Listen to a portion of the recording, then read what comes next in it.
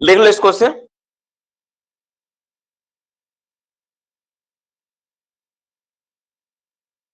After the expiry of the 30 days from the date of his medical examination.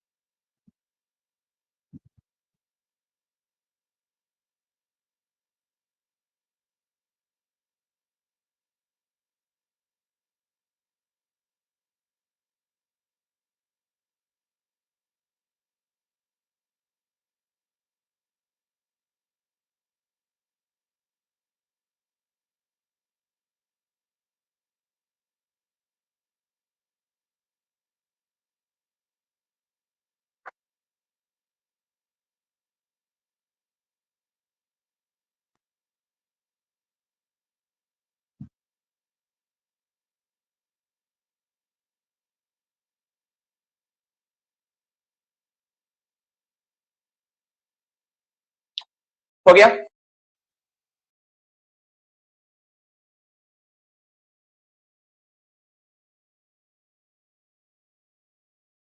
Arrangement for the pre medical he manager होगा। हाँ, manager ही होगा।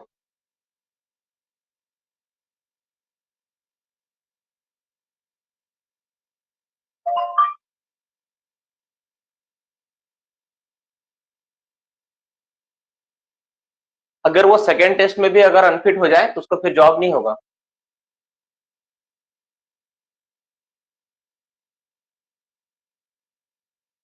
देखो, अब इसके बाद हम लोग बात करते हैं। देखो, अब समझाते हैं। अब एक सवाल आता है कि फिर से उसका मेडिकल जांच हुआ, तो अब एक सवाल क्या है कि अब उसके साथ क्या ट्रीटमेंट होगा। अब दो तरह का बात निकलेगा। पहले मेडिकल एग्जामिनेशन किया, वो अनफिट हुआ, ठीक है, दोबारा मेडिकल एग्जाम किया इसमें, इसके तहत, ठीक है। अगर वो दोबारा सबमिट नहीं किया तो उसको जॉब तो टर्मिनेट कर दिया, उसको बैठा दिया जॉब से, इसमें तो कोई डाउट नहीं आप लोगों का। जैसे पहले जो प्रोसेस था उसका जॉब को सीज किया जाएगा, उसको वर्किंग को सीज कर दिया जाएगा। अगर वो खुद को नहीं भेजता, मेडिकल जांच में नहीं जाता, तो उसको जॉब को सीज कर दिया जाएगा। ये सिंपल बात है, ठीक है। अब अगर मान लो उसको दोबारा जांच हुआ और जांच में क्या हो गया, अगर वो अनफिट फिर से डिसाइड हो गया कि हाँ वो अनफिट है, तो सबसे पहले उसका चेक किया जाएगा डिग्री ऑफ अनफिट कितना है। मतलब किस हद तक उसका, जैसे मान लो आंख खराब है तो किस हद तक आंख खराब है। वो 50% देख पाता है, वो 40% देख पाता है, वो 0% देख पाता है, या वो 80% देख पाता है, क्या वो चश्मा पहन के देख पाता है, किस हद तक उसका आंख खराब है। जैसे मान लो डंपर ऑपरेटर है, उसका आंख 20% डैमेज हो गया, 80% वो देख पा रहा है, मतलब उसको चश्मा दे देंगे तो ठीक से काम कर ले, तो उसको थोड़ी ना बैठा देंगे यार। उसको हम क्या करेंगे, उसको उसका सब्स्टिट्यूट वर्क देना पड़ेगा। मतलब जैसे डंपर ऑपरेटर था तो उसको हम बैठा के कोई हल्का फुल्का काम दे देंगे। जैसे उसको हम क्या किए, उसको हम लोग वाटर स्प्रे करने के लिए दे दिए कहीं, उसको कहीं पे पानी का सप्लाई पंप में पंप खलासी बना दिए, उसको हम क्या किए, गोला माटी बनाने वाला साथ दे दिए, जाओ तुम गोला माटी बनाओ। कुछ भी हो सकता है, कहीं पर भी हम लगा सकते हैं। हम उसको क्या कहते, ठसाने के लिए हम फेस में भेज दिए कि जाओ ब्लास्टिंग होगा तो ओपन कास्ट में ब्लास्टिंग के साथ रहना। तो जो आदमी का जिस तरह से, पहले उसको डिग्री ऑफ ये जांच करना पड़ेगा किस नेचर का उसका है, ठीक है, पहली बात। दूसरा नंबर बात क्या करना पड़ेगा, उसके जगह पे अगर उसको सब्स्टिट्यूट वर्क दिया जा सकता है तो दे सकते हैं हम लोग, दे दिया जा सकता है। दूसरा कोई काम है उससे हम लोग करवा सकते हैं, उसको हम लोग लिखेंगे, अभी ध्यान समझ लो। और साथ ही साथ अगर वो व्यक्ति, ठीक है, अगर वो व्यक्ति अगर अनफिट घोषित हो रहा, पूरी तरह नहीं काम कर सकता है, तो उसको कंपनसेशन देना पड़ेगा, पूरी तरह कंपनसेट करना पड़ेगा। और जितना दिन उसका बचा हुआ था उसका पूरा का पूरा जो पेमेंट होता है वो देना पड़ेगा एज ए कंपनसेशन। इसका कंपनसेशन का एक एक्ट है, उस एक्ट में इसको समझाया गया है कि कितना कंपनसेशन देता ना होता है, कितना डिसेबिलिटी अलाउंसेस होती है, सारा चीज उस एक्ट में समझाया गया है। उसमें compensation amount, lump sum amount, बहुत बड़ा अमाउंट देना पड़ता है, और वो जो जॉब है उसको भी ये करना होता है। और वो अगर वो सक्षम है किसी और काम करने के लिए तो काम कर सकता है, बोलेगा सर ठीक है मेरा आंख में प्रॉब्लम हो रहा है ना, तो एक काम करते हैं हम, हमको गोला माटी में दे दीजिए, हम गोला माटी बनाएगा, जाओ गोला माटी बना, उसमें तो कोई दिक्कत नहीं है। तो यही होता है नॉर्मली, है ना, जिसका जो प्रॉब्लम होता है उस हिसाब से हम लोग उसको क्या करते हैं, काम को डिक्लेयर करें। ऐसे माइंस में आपको बहुत लोग मिलेंगे, बहुत महिलाएं मिलेंगी अंडरग्राउंड माइंस, स्पेशली कोल इंडिया में। जैसे बहुत सारे लोग देखोगे ना जो काम कहीं ना कहीं हल्का हल्का काम कर रहे हैं, उसको बत्ती घर में दे दिया, उसका काम क्या है, उसका काम है सिर्फ बत्ती सबको पहुंचाना, बस यही काम है, बत्ती लाना बत्ती पहुंचाना, बस यही काम है, जाओ वही काम कर। तो इस तरह से हल्का हल्का जो काम होता है वो प्रोवाइड कर दिया जाता है। तो अब हम लोग बात करते हैं, इसके बाद थोड़ा सा टॉपिक को और आगे बढ़ाते हैं। तो ज्यादा बेहतर तरीके से समझ में आ जाएगा। अच्छा, ये जो री मेडिकल एग्जामिनेशन पढ़ रहे हो, ठीक है, तो री मेडिकल एग्जामिनेशन का भी स्टैंडर्ड अगर पीएमई अगर किसी का है तो पीएमई का स्टैंडर्ड फॉर्म पी के तहत होगा, और अगर आईएमई किसी का, जैसे देखो यहाँ पे क्या लिखे, पीएमई और आईएमई दोनों लिखे है ना, तो अगर पीएमई वाला है तो स्टैंडर्ड पी फॉर्म के तहत, अगर आईएमई है तो स्टैंडर्ड P1 के तहत जांच होगा, ठीक है, फिर से एग्जामिनेशन होगा और इसमें इसी स्टैंडर्ड के तहत जांच होगा, तो मैं इसको लिखवा नहीं रहा हूं, ठीक है, इसको मैं लिखवाता नहीं, ठीक है। अब बात करते हैं इसके बाद रिपोर्ट और बाकी चीजों बात करते हैं। यहां तक किसी को डाउट है? 3 पॉइंट पे कोई तो डाउट नहीं होगा, हम लोग आगे बढ़ते हैं। सर अनफिट होने पर अपना जॉब कौन सन को ट्रांसफर कर, डिपेंड करता है ना उसका सारा चीज, कंडीशन क्या है सर? अभी सर 3 पॉइंट ही लिखवाए हैं राहुल भाई। हाँ सही बात है राहुल, थोड़ा पेशेंस रखो। चलो अब हम लोग बात करते हैं 3 के बाद चौथा पॉइंट बात है। देखो वहां पे ना बहुत सारा नेतागिरी काम करता है सब पॉइंट। जैसे तुम देखोगे ना किसी का फादर एक्सपायर हो गया तो देखना उसका किसी बच्चे का नौकरी होता तुरंत हो जाता है, और किसी केस में देखोगे 10 साल से लटक रहा है, तो उसमें क्या होता है, कुछ नेता उता का भी बात होता है। जैसे मान लो अगर नेता उता पूरा लग गया कि नहीं आपको नौकरी अभी देना पड़ेगा, अभी देना पड़ेगा क्या, तो तुरंत नौकरी हो जाता है। और किसी को क्या होता है कि नहीं नौकरी का जरूरत नहीं है, तो वो थोड़ा लेट लगता है, ठीक है। चलो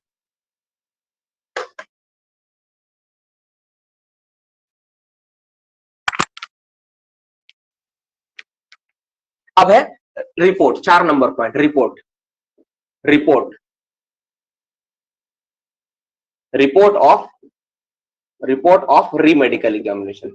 री देखो यहाँ री मेडिकल बार बार आएगा, ठीक है, री मेडिकल, वहां पे क्या था, मेडिकल एग्जामिनेशन था, री मेडिकल एग्जामिनेशन। तो रिपोर्ट ऑफ री मेडिकल एग्जामिनेशन किस फॉर्म में बनता है, इसमें कौन सा फॉर्म बनेगा, फॉर्म क्या बनेगा, फॉर्म एस में। वो तो आप लोग पहले जानते हैं, फॉर्म एस में होता है, पी क्यू आर, आर के बाद क्या होता है एस, तो फॉर्म एस में इसका रिपोर्ट बनता है, फॉर्म एस में होता है। और ये जो, ठीक है ना, तो और ये भी फॉर्म जो होगा ना, इसको भी फॉर्म एस को भी क्या करें हम लोग 10 साल के लिए सुरक्षित रखेंगे, 10 साल के लिए क्या करेंगे, सेफ रखेंगे, 10 साल के लिए सुरक्षित रखेंगे, सेफ सेफ कंडीशन में बचा कर रखेंगे, कितना 10 साल के लिए सेफ रखेंगे। ये जैसे पहले आप लोग देखे तो वही सेम है, ठीक है, ये भी आपको उसी तरह रखना पड़ेगा। अब नेक्स्ट, ठीक है,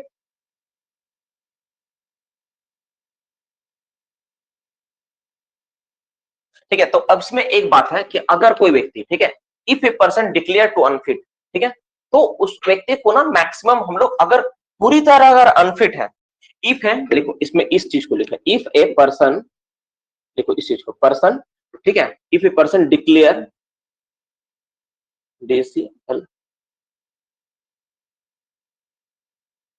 डिक्लेयर, स्पेलिंग देख लेना, डिक्लेयर, डिक्लेयर अनफिट, अनफिट, ठीक है, अनफिट, ठीक है, तो ठीक है, देन तो उस केस में क्या होगा, then he may work for 30 days on same post,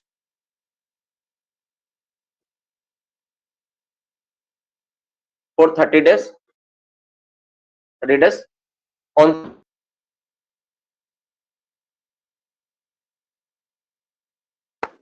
ठीक है, बट इसको ना थोड़ा मैं किताब का लैंग्वेज इस्तेमाल करता हूँ, मेरा जो कॉपी में लिखा हुआ ना उचित नहीं लिखा हुआ मुझे लग रहा है, इसको मैं ना किताब का लैंग्वेज इस्तेमाल करता हूँ, ठीक है। देखो क्या लिखा हुआ है यहाँ पे, required continuous the employee in the mine for a period not exceeding 6 months, during which such person get the disability cured or controlled and submit himself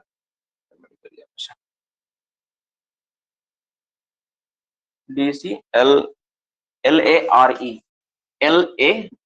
declare, ठीक है, DCLARE डिक्लेयर फिट, मान लो अनफिट है, ठीक है, for work, तो 30 days तक on same post पे काम कराया सकता है, ठीक है, and it may be extended, लिखो एंड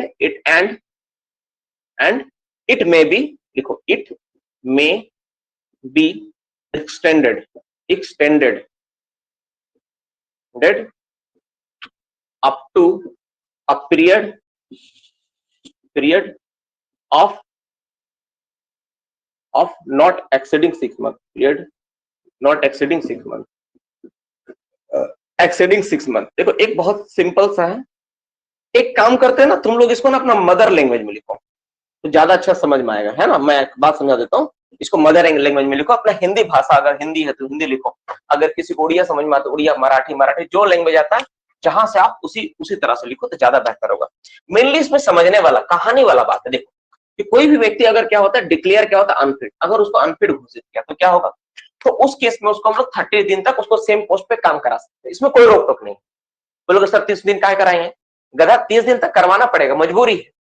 30 दिन से तुम थोड़ी ना बोल रहे कि नहीं तुम बैठ के रहो, 30 दिन तक कंपनी बोला है ठीक है नहीं करवाएंगे, ठीक है चलो नहीं करवाएंगे, मेडिकल अनफिट हो गया नहीं करवाएंगे, लेकिन फिर भी 30 दिन तक तुमको उसी पद पर उसको रखना पड़ेगा जब तक का कोई फैसला नहीं आया। तुम मान लो मैनेजर है, तो मैनेजर होगा क्या तुमको फैसला कर देगा कि हाँ चलो हम इसको यहाँ भेज देते हैं, वैसा नहीं होता है। तुम्हारे भी ऊपर कुछ है, एजेंट के ऊपर भी कुछ है, जीएम के ऊपर भी कुछ है कि नहीं, तो सबका एक प्रोसेस होता है। 30 दिन तक क्या होता है उसका एक टाइम लगता है, 30 दिन तक उसको सेम पोस्ट पे रख सकते हैं। लेकिन अगर मान लो उसका सेवरल कंडीशन, बहुत ज्यादा खराब कंडीशन नहीं है, तो उसको हम लोग 6 महीना तक एक्सटेंड कर सकते हैं।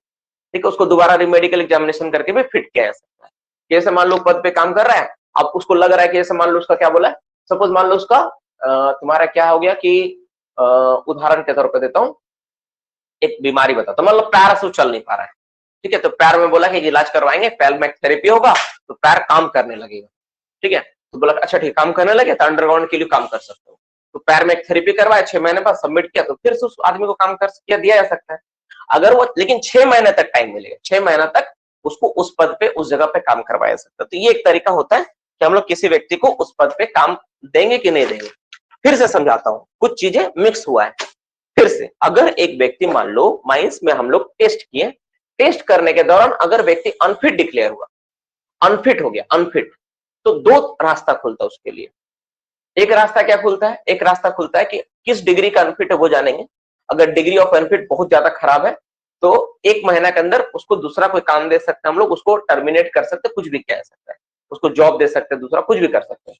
लेकिन मैक्सिमम 6 महीना तक इस टाइम को बढ़ाया जा सकता है कि चलो ठीक है हम लोग 6 महीना तक मौका देखते हैं कि वो व्यक्ति दूसरा कुछ काम कर पा रहा है कि नहीं। ठीक है, declare to cure and control to submit to himself another medical examination and declare fit. तो 6 महीना तक उसका मौका मिल सकता है टू डिक्लेयर फिट। ठीक है, नॉट, ठीक है, डिक्लेयर फिट। फिट डिक्लेयर होने के लिए भी extend to 6 month, also for, यहां लिख सकते हैं also for declare, declare DECLAR, declare fit, declare fit, यहां लिखो डिक्लेयर फिट इन, इन लिखो इन, ठीक है, another medical examination, another medical examination. ठीक है, उसको 6 महीना तक मौका दिया जा सकता है तो फिर से देखो, क्योंकि देखो यहाँ पे क्या है ना, सेवा है, यहाँ पे क्या सोच रहा सब कुछ सेवा, सेवा मतलब हर एक आदमी क्या चाहेगा, वो थोड़ी ना चाहेगा यार कि मेरा जॉब चला जाए। कौन चाहेगा, बोले तो कि 6 महीना तुम्हारा नौकरी 10 साल तुम किया और 20 साल, तुम्हारा 20 साल नौकरी किया, 10 साल का तुम काम छोड़ के चला, कौन व्यक्ति चाहेगा 10 साल नौकरी छोड़ दे करना। या लास्ट का आदमी चाहता है कि 1 महीना अगर एक्सटेंड हो जाए तो मेरा 1 महीना और बढ़ा दो ना सर्विस, हर कोई चाहता है। तो अगर मान लो कोई व्यक्ति 20 साल सर्विस किया, 10 साल उसका बचा हुआ है, वो चाहेगा कि मेरा नौकरी 10 साल पहले खत्म हो जाए, टर्मिनेट कर दिया जाए, मुझे टर्मिनेट तो नहीं बोलेंगे, अनफिट कर दिया जाए मुझे, कभी नहीं चाहेगा वो। तो उसके पास क्या होता है, 6 महीना का एक मौका होता है कि अनदर मेडिकल एग्जामिनेशन करवा के खुद को फिट करवा दे, फिट करवा के फिर से वो ज्वाइनिंग करवाने का प्रयास करने का ऐसा मौका होता है। अब लेकिन मान लो अगर किसी भी कारण से क्या होता है कि वो अगर मेडिकली क्या होता है पूरी तरह अनफिट अगर घोषित हो जाता है, तो उसको क्या करना होगा, उसके लिए अब प्रावधान क्या उसको हम लोग बात करेंगे। लास्ट कुछ लाइन बचा हुआ है, इस लाइन के साथ सारा का सारा कहानी खत्म हो जाएगा। ठीक है, ठीक है, तो उस केस में क्या करना होता है उसको, इसमें तो नहीं लिखे हैं, चलो मैं किताब से ही पढ़ाना पड़ेगा, इसमें लास्ट में उसको क्या करना, कंपनसेट करना होगा।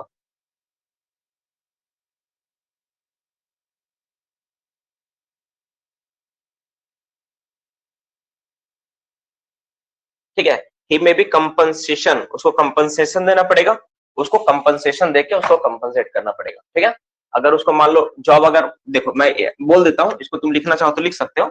छठा नंबर पॉइंट में क्या होगा, ठीक है, इफ, इफ ए पर्सन, देखो if a person declare unfit, जो कहानी इसमें नहीं लिखा हुआ मैं पूरी बात समझा देती, if a person declare, declare, ठीक है, अनफिट, एकदम पूरी तरह अनफिट हो चुका है, एकदम पूरी तरह, मतलब 6 महीना बाद भी, 6 महीना बाद भी जो भी हुआ पूरी तरह अनफिट हो गया, तब क्या करना होगा, then the company, the company, company should pay, company will compensate लिखो, विल बी कंपनसेट।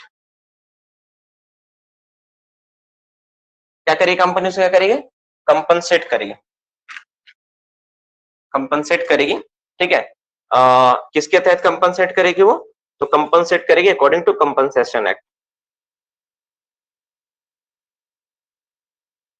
ठीक है, वर्कमेंस कंपनसेशन एक्ट 1923, ठीक है, अकॉर्डिंग टू वर्कमैन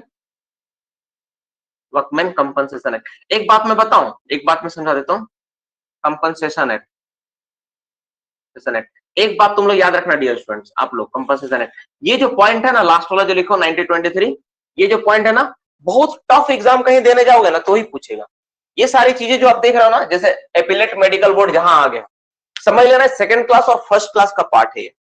कभी भी तुम्हारा, हमको नहीं लगता सरदार ओवरमैन का कोई भी एग्जाम में एपिलेट मेडिकल बोर्ड से सवाल आएगा। तुम बोलोगे सर इतना दावे से कैसे बोल सकते हैं, ये दावे से बोलने लायक बात भी है। देखो रूल एक्ट रेगुलेशन, वो एक सरदार भी पढ़ता है, एक ओवरमैन भी पढ़ता है, एक मैनेजर भी पढ़ता है, एक सेकंड क्लास मैनेजर भी पढ़ता है, और first class manager, safety officer, ventilation सब पढ़ता है। लेकिन दायरा समझ में आना पड़ेगा किसका क्या दायरा में। ये जो पार्ट जितना भी देख रहे हो ना एफिलिएटेड मेडिकल बोर्ड, ये सारा ऊपर लेवल का कहानी है, इसमें सरदार ओवरमैन का कहीं नामो निशान नहीं है। सरदार ओवरमैन एक ही हिसाब से जा सकते हैं वहां पे, एज ए पेशेंट के रूप में जा सकते हैं, उसके अलावा यहाँ कोई रोल ही नहीं है। सरदार भी जाएगा तो पेशेंट बन के, सर हम सुन नहीं पा रहे, हम देख नहीं पा रहे, मेरा क्या होगा, हमको कंपनसेशन दीजिए, ये कर सकता है वो, नहीं तो दूसरा कोई उपाय ही नहीं है, ठीक है ना। तो ये जो लेवल का चीज है ना, कभी भी आप लोगों से हमको नहीं लगता कोल इंडिया को कोई एग्जाम में कभी पूछेगा कि कंपनसेशन करना है, कंपनसेट कैसे करेंगे, क्योंकि कंपनी के इसमें नुकसान है ना, कंपनसेशन देना किसी को पड़े तो कंपनी को नुकसान हो, बिना काम कराए पैसा देना पड़े उतना दिन का, तो सोचो कितना बड़ा नुकसान है। तो वो चीज ना, वो चीज के बारे में यहाँ पे लिखा गया। और इसको कैसे कंपनसेट करेंगे, हम कंपनसेशन करेंगे, तो वर्कमैन कंपनसेशन एक्ट 1923 में इसको लिखा गया है कैसे कैसे कंपनसेशन करते हैं, उसी हिसाब से आपको कंपनसेट करना होगा। नॉर्मली यही है, ठीक है, नॉर्मली यही होता है, इसी हिसाब से हम लोग कंपनसेट करते हैं। Subject to the provision of rule, the cost of the medical examination, this rule shall be paid by the owner of the company. अब इतना जितना भी मेडिकल एग्जामिनेशन होता है उसका फी कौन पे करेगा, तो फी जो होता है मेडिकल एग्जामिनेशन का फी शुड बी पे बाय द ओनर, ओनर द्वारा पे किया जाएगा, ठीक है। 7वां नंबर पॉइंट तुम लिख सकते हो, नहीं तो इसको अलग से बना के लिख सकते हो। तो मोटा मोटी कहानी में छह पॉइंट जरिए आपको समझ में क्या आया कि 2-3 बात एक स्टेप में मैं समझा देता हूँ। 20 मैसेज आए, पहले 20 में से देखता हूँ, वीडियो नहीं आ रहा है, 5 नंबर रिपीट कर दीजिए, ठीक है। मोबाइल चार्ज कर लो। सर ईसीएल में पूछा था राहुल, किसके बारे में, what is the meaning of convener, समझा दे प्लीज। जो कन्वे कर रहा है ना, कन्वेनर,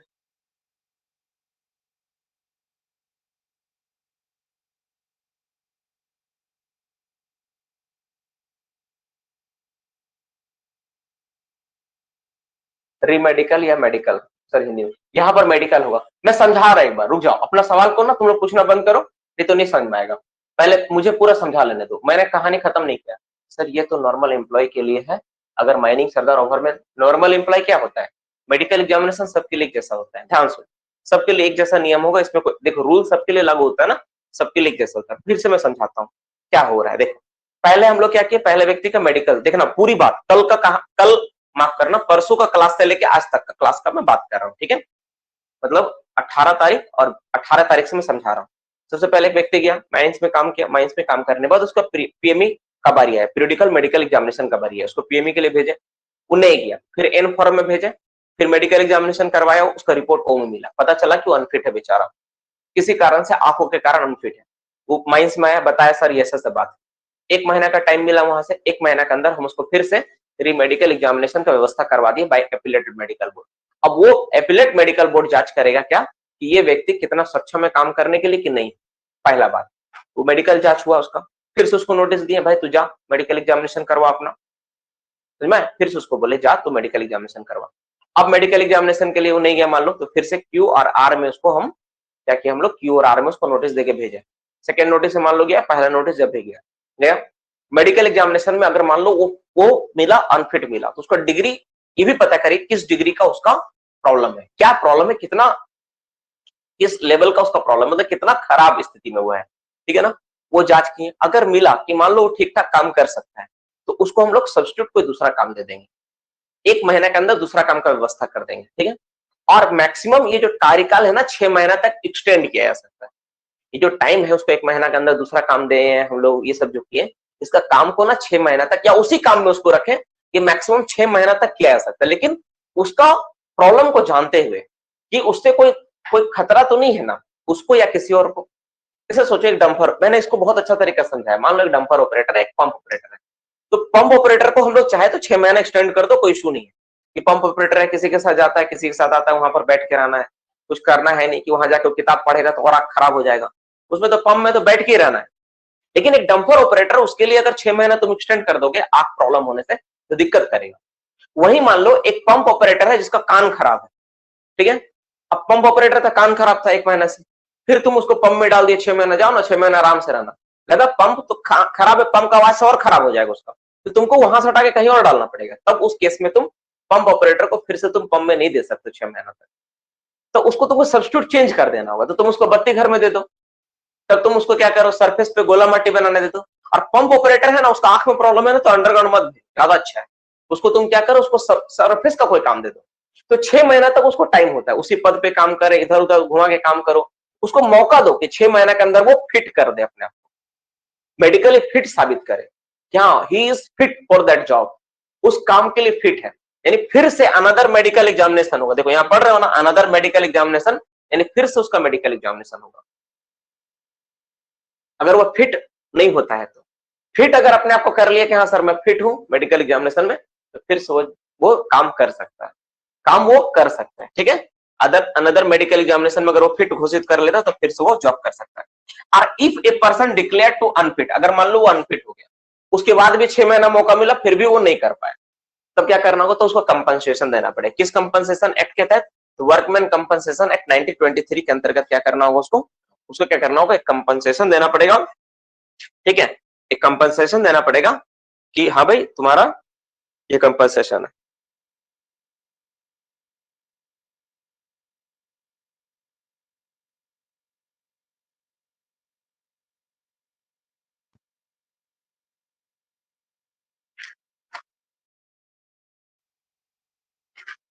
समझ में है क्या बोले, तो ये मोटा मोटी सारी चीजें, सारा चीज इसमें ऐसा होता है। तो ये सारा का सारा बात था, हम लोग टॉपिक को अब दूसरा टॉपिक पे जाते हैं।